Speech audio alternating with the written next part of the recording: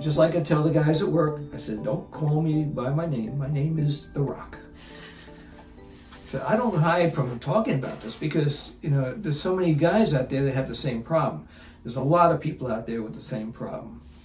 So it's very important that the word gets out, that there is a cure for the problem. You don't have to have this inadequacy, and your wife doesn't have to have this inadequacy.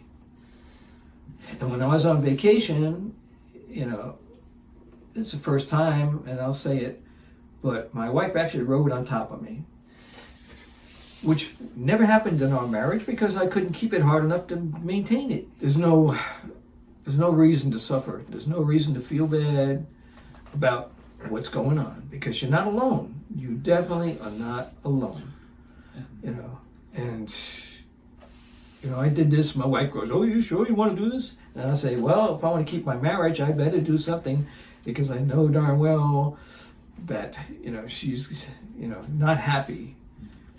And the thing is, when you're married or you have girlfriends, forget about the HIPAA laws. Girls like to talk. She's already talked to her other girlfriends because they have husbands that might be 1 foot long, but they can't get up. Now, if Joe had one of these pumps in there, he'd be 1 foot long and rock hard. So that's kind of neat. But the thing is, women talk.